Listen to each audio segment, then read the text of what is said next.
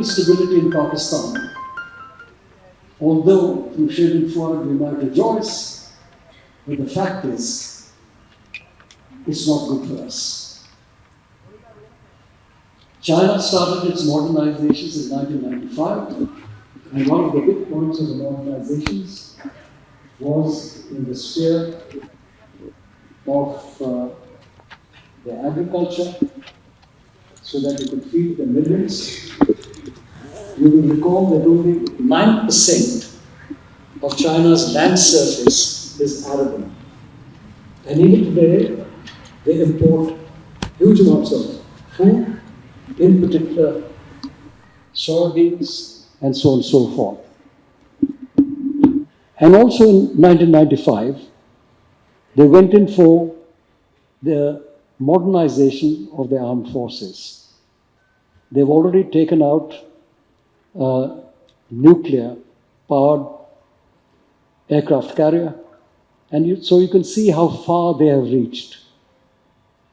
We are also carrying out a modernization, hoping that we can do most of it within ourselves, but it is to be seen what is the backlog, how far are we behind, how long will it take us to be on our own feet so that we can decide our own strategies, our own defense security. On the ground today, in our hilly regions and maybe also in the northeast when it so happens, we have our great battalions, and within the battalions are Ghataks, our special forces that are operating.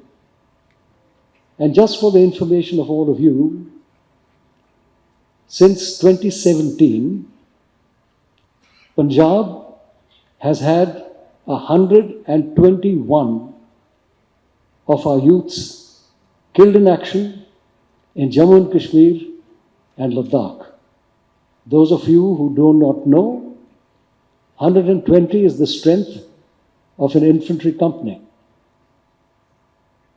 So that is the price, that is the blood price that India pays for stability on your borders, and that is the blood price of Punjab. I must add, because at one stage I was attending their obsequies, all of them are from villages. They are not from towns, they are from villages. We've recently had another, you could say, a small war, an asymmetrical war between Hamas and Israel. There was a very savage exit across the Iron Wall by Hamas, and in a bloodthirsty manner, they killed man, woman, child, and even dogs. Retribution was instant in the shape of the Air Force, and subsequently it continued through ground operations, shelling, and also drones activity. Also shelling from the seaboard. That's still continuing. There's a truce. So we need to look into this and see how their means or what they possess can affect us. Do remember it's asymmetric, although, as normally happens, those who are under pressure tend to go underground. You have this large city in Cappadocia, in Turkey, which could house 20,000 people and lived as a city underground. You have the caves in Iwo Jima, where the Japanese fought against the Marines. And then you have the Viet Cong and their tunnels in the long war in Vietnam. We're also looking into an interesting historical part of what history can do in the future, because China had an emperor, although he ruled for just about 11 years, Qin Shi Huang, who's also known as Zheng Zan, and this was about, he was in ruling between 221 and 210 BC. In that short reign, he did a number of things ruthlessly. Qin was then one of the smallest states within what you could call China, but he aggressively created China and was the first, you could say, real emperor. To his credit, he was aggressive, but at the same time, much before the Indian civil service, in that time he established what you can call the Chinese civil service, and that has gone on till this day. Standardized the language and the script of 3,000 characters. And he was aggressive to the extreme and extremely liked by the leaders of China, and was a hero for Mao Zedong. We are also looking at the largest, as it were, of the Lahore Darbar of Maharaja Ranjit Singh, in actually, in a way, handing over the northwest frontier,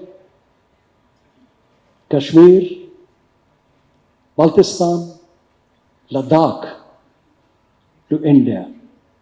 Of course, it came through in a circuitous manner because Kashmir was bought by Maharaja Gulab Singh, and thereafter, after independence, the whole of Kashmir came to us.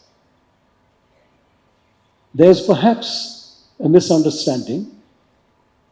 It is felt that it is the Dogra rule that got you Ladakh. That is incorrect.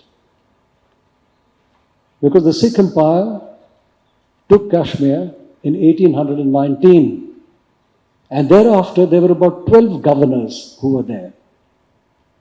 The Dogra general, Zorawar Singh, was a general of the Sikh Empire, and his activities in Baltistan and towards Tibet were part of the strategy of the Sikh Empire.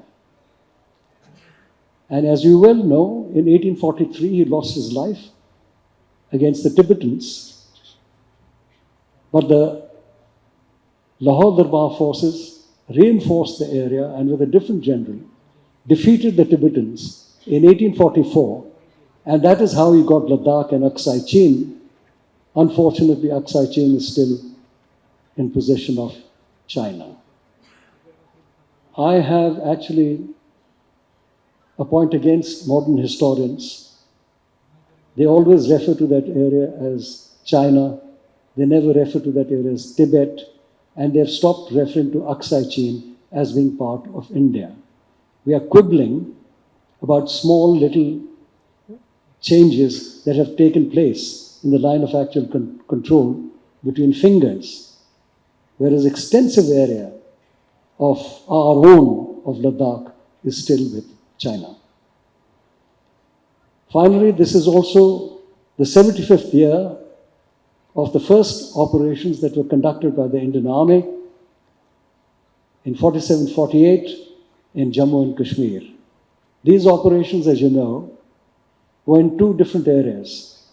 It was the Jammu sector, where you had the capture of Mundiala Ridge and going on with the Cheetah Force beyond that, up to the line of control, up to the ceasefire line, which was ceasefire line, but they had gone right up to the border between Jammu and Kashmir and Pakistan.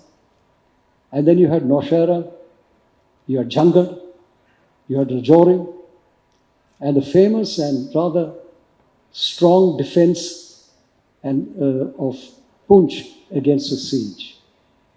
In the northern areas in Kashmir, you had the fly-in of our troops, the great fight that was given by first Sikh in the beginning, the Battle of Sharatang, and subsequently across the pass into Tithwal, and then the operations that were towards Zojila, and before that, the movement towards Uri Chakoti. And at Zojila, it was not a simple matter because it took a number of actions before the tanks that were introduced had got across and got into Gumri Basin, and thus the gateway to Ladakh was opened. 8 Gurkhas had 1 battalion that was moving along what is now a scenic and tourist route past Rotang and going on to Leh. And they also arrived there, but not before the troops through Zojila had got to Leh. So that is what we are showing you giving to you in the panels. We have a distinguished lot of people who are well versed in the matters that we are going to discuss. And apart from this, there are 2 very important things that we do. One is the Samvad, where about 600 children every day will actually interact with our Gallantry Award winners, so that the Gallantry Award winners can tell them their experiences of battle. And we have a Clarion Theatre. And in the theatre, there are films, some of which we have made, and others that we have curated from different battalions, from different regiments, from the Army, Navy, and Air Force, and which is actually a great haunt for the children. And they get into the theatre and don't want to come out. But I'm happy that we have organized that. And then, of course, there's the usual food stalls, a bit of a book fair, and some martial dances, etc. I'm so glad to have you here. And more than that, a great contributor to this festival, Headquarters Western Command, represented by the Army Commander, Gen Katiyar, who's an Ati Vishwa Seva Medal, and who has great experience in the Northeast as well as in Jammu and Kashmir. Thank you very much, and I hope you enjoy the festival. General Shergill, Param Vishwa Seva Medal, Chairperson of Military Literature Festival Association, Chandigarh, General Malik and respected veterans, colleagues in defense services, participants of Military Literature Festival, and the friends from the media.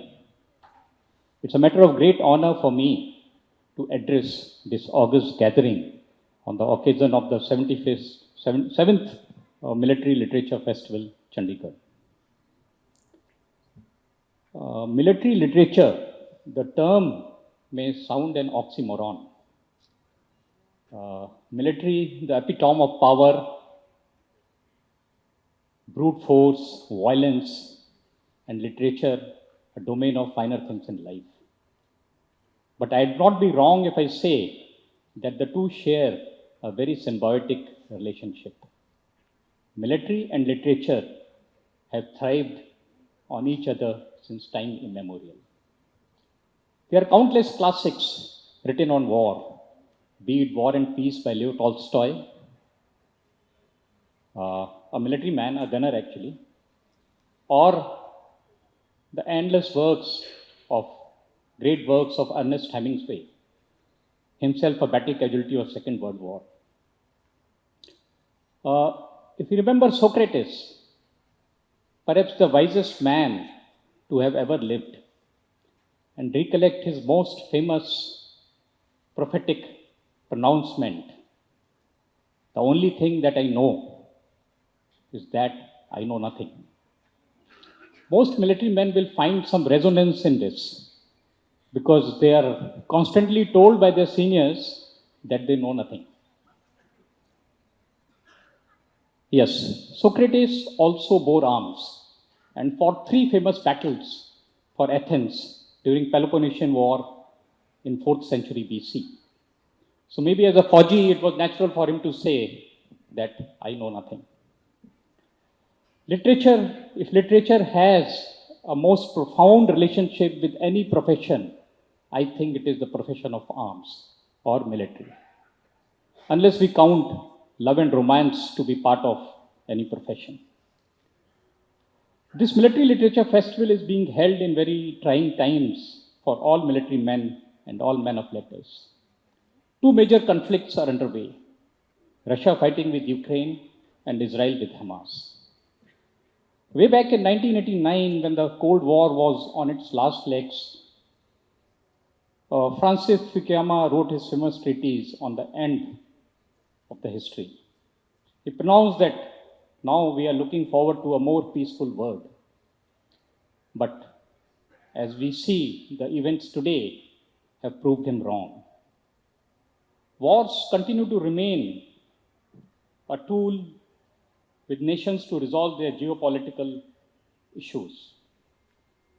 We may not be having an active war on our northern or western fronts, but our adversaries are continuing with their efforts to undermine our national security. Gen Manoj has deliberated on these issues at length. I'll only say that and assure the audience here that our armed forces are fully prepared to deal with any contingency, whether be it external or internal. Today we are also in the midst of a technological revolution in warfare. Unmanned systems, quantum computing, artificial intelligence. If we look back, the military needs have been the drivers for the scientific innovations, be it the stirrups for horses in ancient age, or the aeroplane, internet, or nuclear energy in the current modern times. There is also connect with literature, connect between the men of ideas and warfare. Leonardo da Vinci, besides many other things, he was a man of words. The famous notebooks he wrote on many issues, art, life, nature, fantasy, and he also made the first drawings of a helicopter. H.G. Wells, towards the end of 20th century, imagined the war of words, time machine, invisible man, some things which are becoming possible today in 21st century. Indian mythology and literature too have been intricately related with military. Whether in Ramayana or Mahabharata, the central theme is military conflict and the heroes are the warriors. What better connect military and literature can have than Bhagavad Gita, the most intellectually and spiritually invigorating work in the subcontinent. It's on the setting of a battlefield. Our ancient literatures on wars gave us the moral lessons of jus et bellum, fighting for the right cause, and also jus et bello, fighting in the right way. Fighting in the rightful manner, the righteous way to live and die. Guru Gobind Singh Ji, when inspiring us to be righteous, says, De Shiva Varmohi Ye, Shubh Karma Te Kabhi Na Taru. And the Guru invokes an analogy with military conflict. Na daron arson jab jaye ladon, nischay kar apni jeet karo. Military and literature may seem poles apart, but they have an unviable bond. Unfortunately, in Indian context of late, not many authors with military background have gained fame in literary circles. And also, not many famed authors have written on military matters. Perhaps the Military Literature Festival is a positive step to bridge this gap. I compliment General Shergill and his team for the efforts to bring the military and the literature together and wish them all the success. I now declare open the 7th Military Literature Festival, Chandigarh 2023. Thank you very much.